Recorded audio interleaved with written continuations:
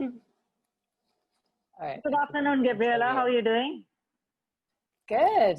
Good afternoon, Lalita. Nice to be chatting to you. Absolutely, absolutely. And you look a bit recharged and re-energized after your mini break that you had. So that's good.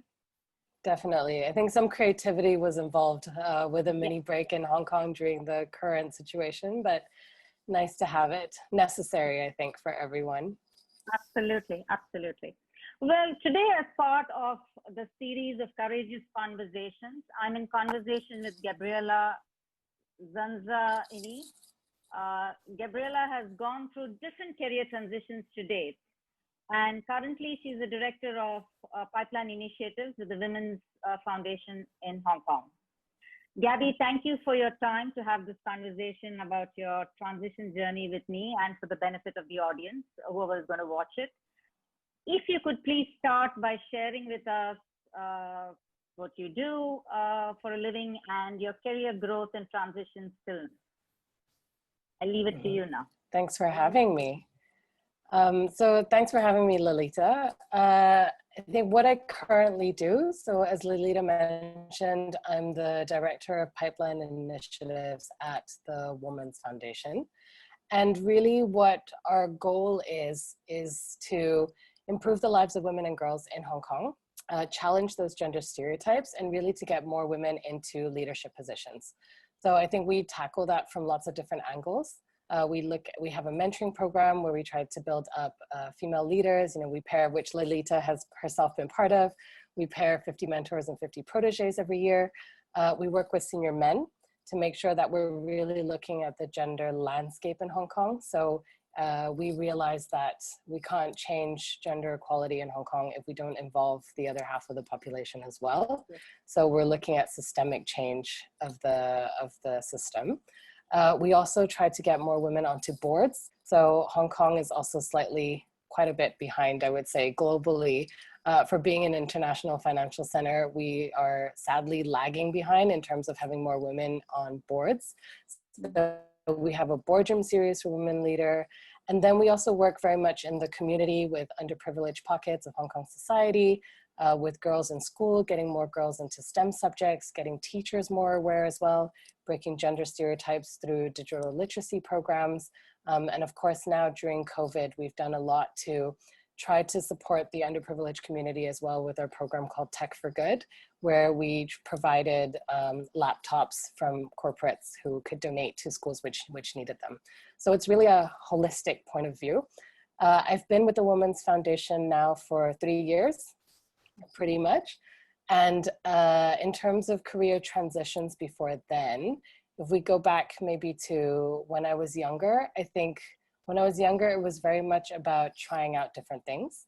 So I'm not sure I would call them pivots or transitions, but it was more, so I studied social anthropology, sustainable development, and international affairs. So I think I've always been interested in people and the way the world works, and very much coming from a background of realizing that I had the privilege to have a really good education, and also having the privilege of actually growing up with 2 cultures. So I'm half Hong Kong Chinese, half Italian. I think that just made me aware of the value of bringing different people together to see what could be created.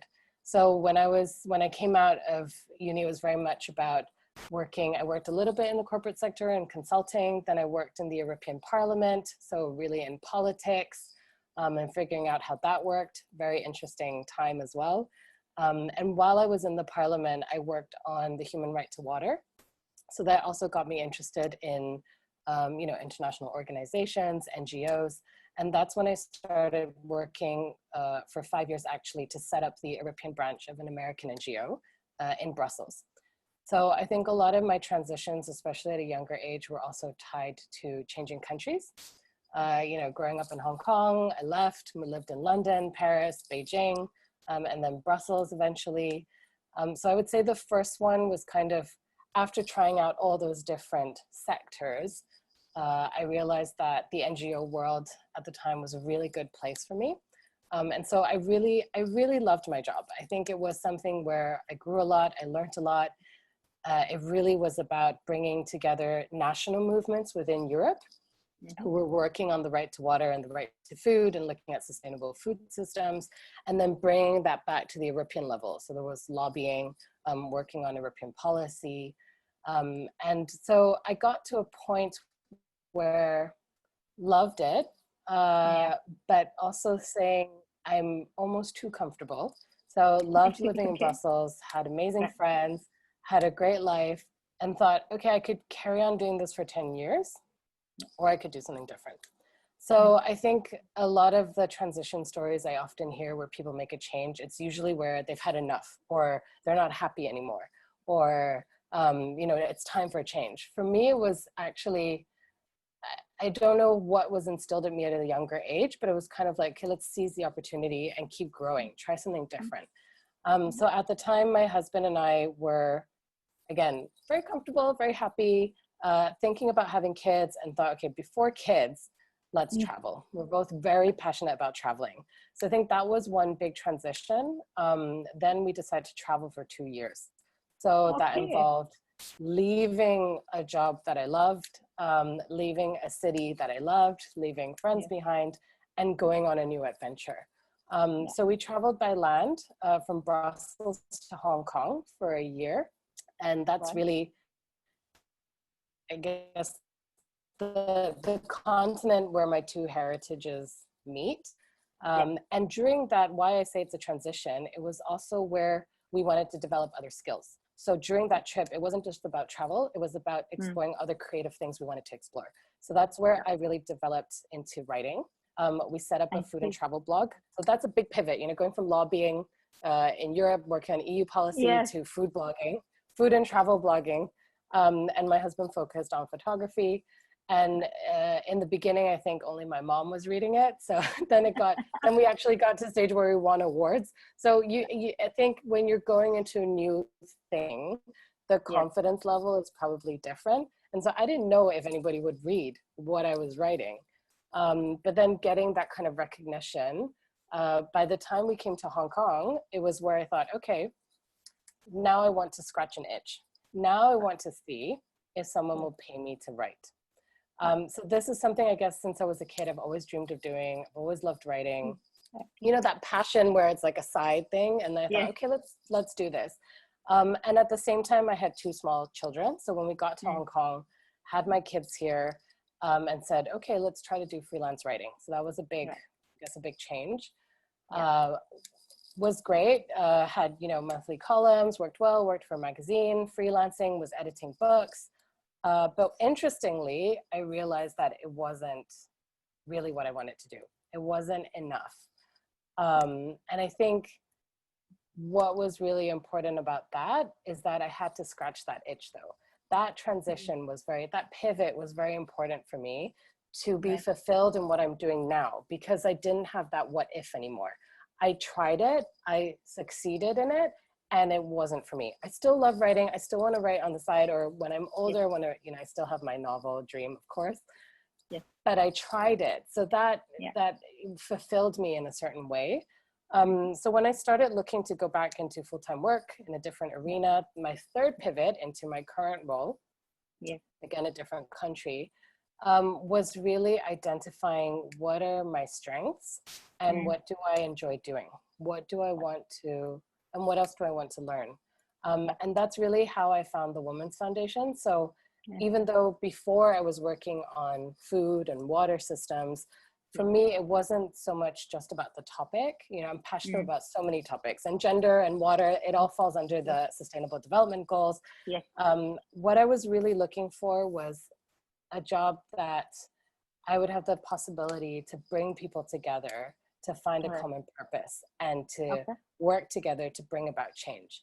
And so that's how I came across the Women's Foundation. I think everything that I do now, all the programs I work in, it involves bringing together a lot of different stakeholders and individuals and people to create change.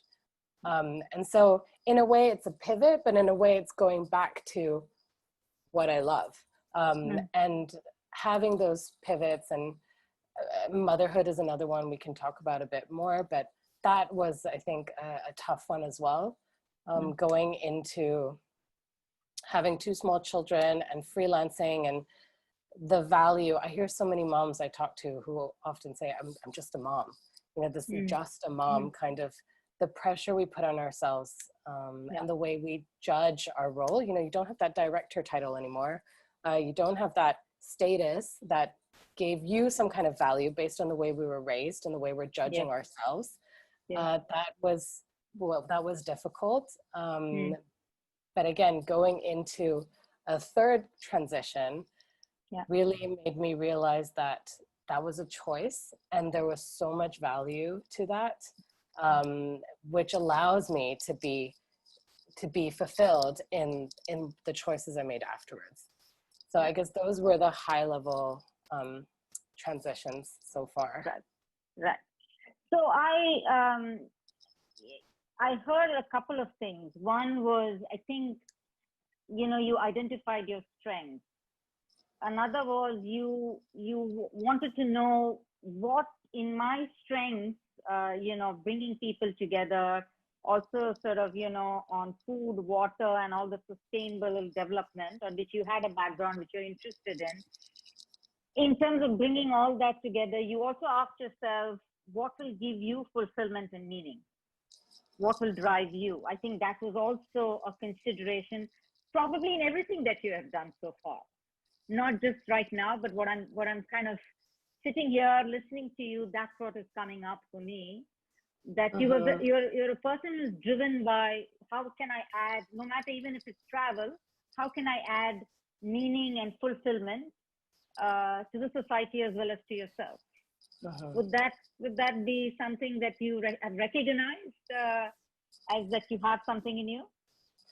Definitely. And I think I love that the way you put that, because I see life really in seasons. I think there are different times where we're looking for different things. And when you're looking for different things, that's where, I guess that ties to purpose. That's where you can then bring value. Right. And I think same when we left for our trip, for example, lots of people, oh, you're leaving your job. It's such a big risk. Why are you doing this? Or I would love to do that. I'm so jealous. I want to do that too. And what it made me realize actually was you have to want it enough. You know, I always thought, and that's exactly the thing. I wanted it enough to make the change. You know, I think if you're trying to self-convince yourself that you want it, it probably won't work. If you want it enough, then the fear is gone. I mean, you know, the excitement, fear, balance, you know, is like this. But if you know that's what you really want, then it becomes excitement, not fear. If you're not sure and your voice is telling me, I should want this, I should want to travel, I should want to work for NGOs, then it's not going to work. And I think the way you put it, it completely, you know, kind of knew that's what I want to do. And I think it is a privilege to have the security to feel like you can do that. You know, I knew when we went for a trip, I used all of my savings. I came back, I think 4 months in Hong Kong, standard of living cost me more than a year of budget traveling, you know, watching the savings go down, but also having the security and knowing that, but I can build myself up again. And this is worth it because I really want it.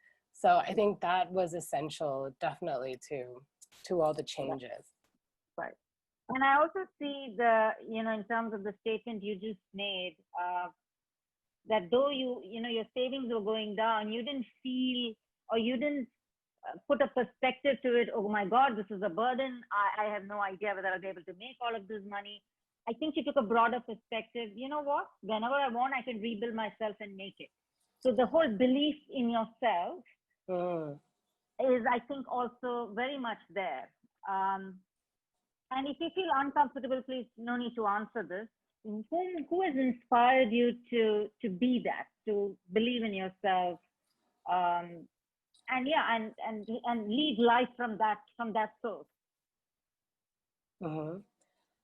I think a lot of different people, and at the same time, this might sound a bit cliche, but it's true. I think my mother had a big role in this. You know, my mother, I think looking at role models, so my mom wasn't a working mom when we were kids. You know, she stayed home, she spent her time with us, she took care of us. But she's the real I want to say daredevil in our family. Like she went ice diving at 65 under, Oh, wow. cutting out the triangle in the snow. And she was the one who had a pilot's license in Hong Kong in the 70s. She is so inspiring and incredible in that way. Yet she gave us a security, because I still remember when I was about 17 maybe, and we had to backpack as part of our school project so we could travel in Asia. And my father, very supportive, but Italian father of 2 girls, was like, oh my God, no way. That's so dangerous. And my mom was the one who was always, if you were their age, wouldn't you want to do that as well? Wouldn't you do the same thing? She was always the one convincing that you can do it. And I think having that security to know that even if you fail or things don't work out, your family is there, is a huge privilege. And I think she was so inspiring. Like, she's not scared of anything. So that, I think, was a big inspiration and sense of security for me.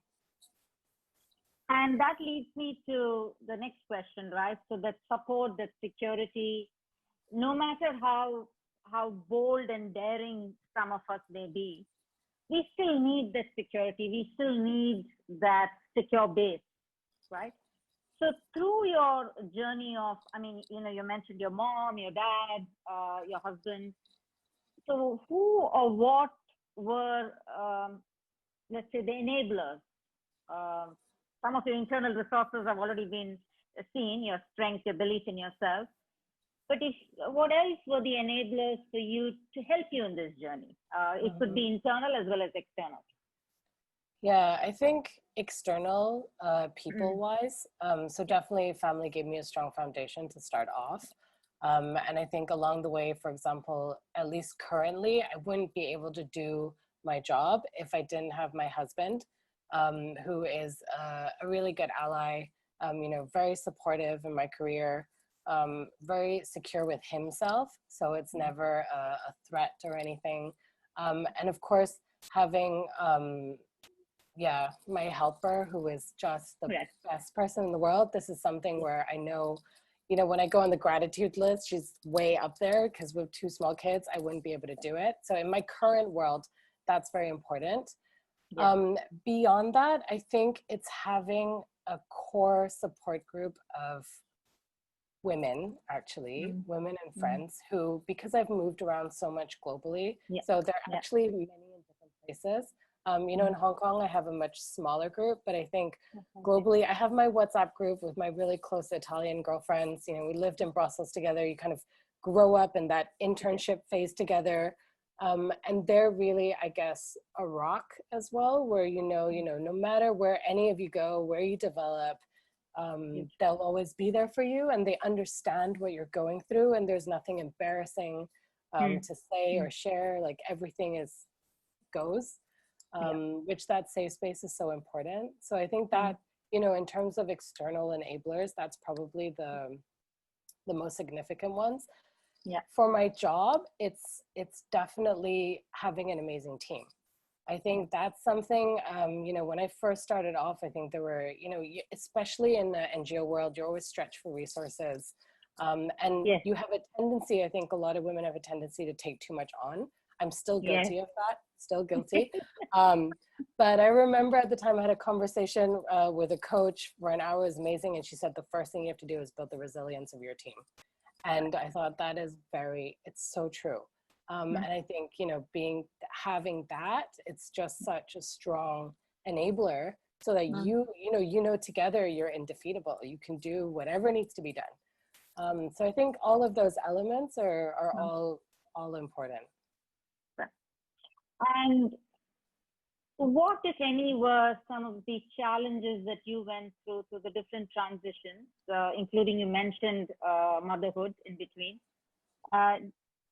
Would you be comfortable sharing? What are some of the challenges?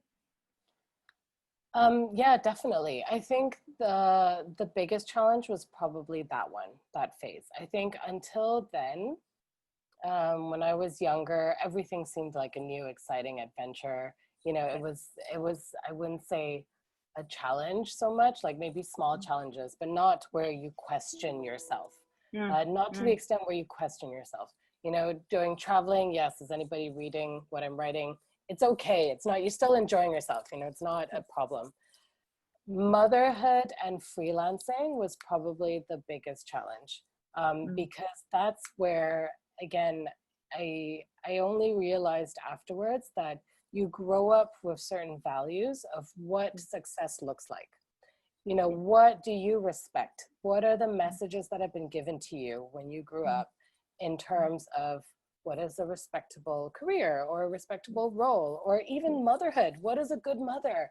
All of this messages, all this pressure that we put on ourselves. You're exhausted, but are you doing well as a mother? You're tired, but you should give more attention. But then you need me time. Or if you have a second child, grandmothers, and are you taking care of the second one, the first? There's a lot of pressure to be perfect, right? And I think going into freelancing and at the same time chasing something I really wanted to do and succeeding in doing it, getting paid to write and being published somehow wasn't enough for me. I did feel like, and I don't want to diminish that role at all, but I felt like, again, that purpose of, I'm writing articles and it's fantastic. I learned a lot. I was writing articles about artisans in Hong Kong. So I was learning a lot about my own culture, my own history. It was fascinating. But at the same time, I wanted to be part of something bigger. And I wanted to, work with people. I realized that it's good to have some alone time, but I'm probably not someone who works well in isolation completely. So I think actually the challenges are always helpful to then reveal what is important to you and what you actually enjoy. And it doesn't mean that in 5 years that might be different. The cycle of seasons, I needed that time with my young kids. I needed to try writing, and then let's move into something else. And maybe after many years of working with many people, I'll want to work for myself again. And I think it's the challenges, I find they're tough in the moment, but they reveal to you what you actually want. And that's, and I think that was the most valuable part of that. And realizing that you always have a choice. Very true. And I think, you bring up two very crucial points, that as women or as human beings, we always have a choice. And some of us in some circumstances feel we don't have a choice. We feel the struggle, the claustrophobic sense. And you also mentioned a great point that, the challenges, the way you look at the perspective you take to challenges should not be that they're insurmountable.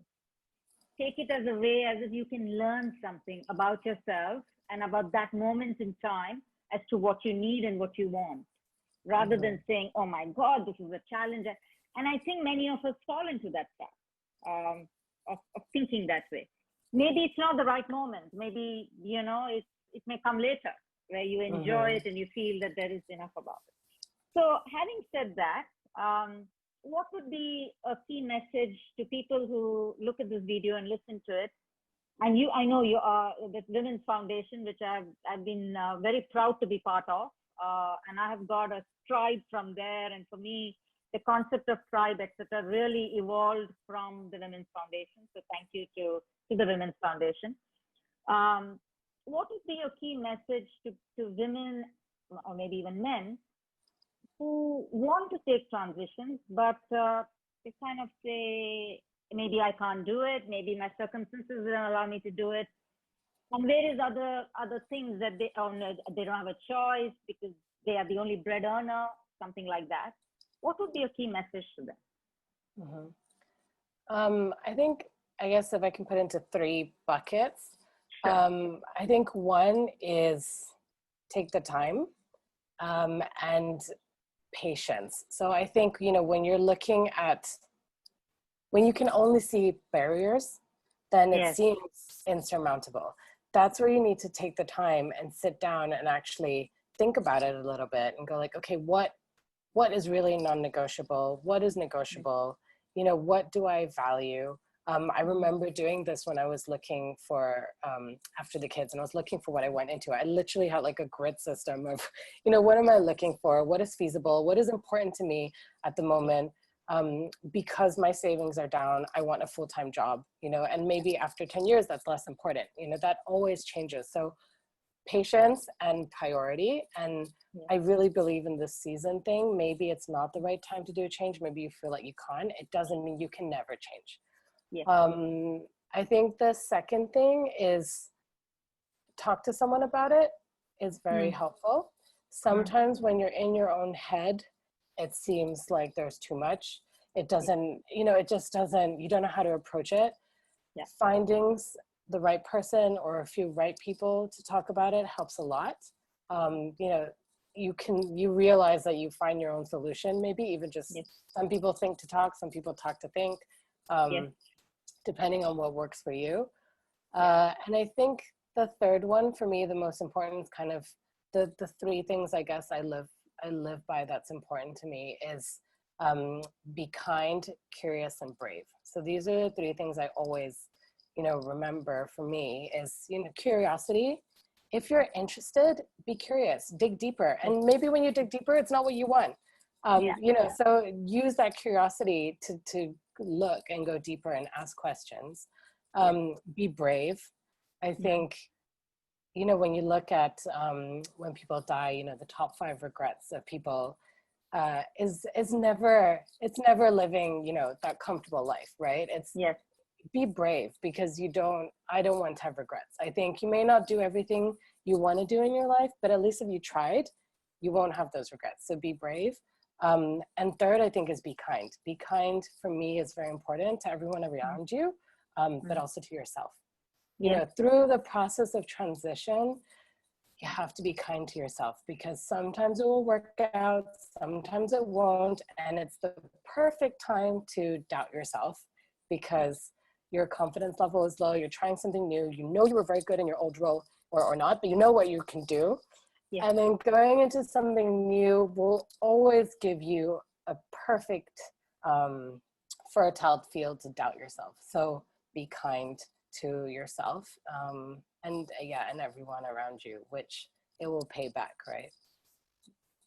Thank you, Gabby. That was very, very interesting, useful, and I thoroughly enjoyed it, and I hope you did as well. Thank you for taking the time to motivate other women. Thank you. Thank you for organizing this. Thanks, Lalita.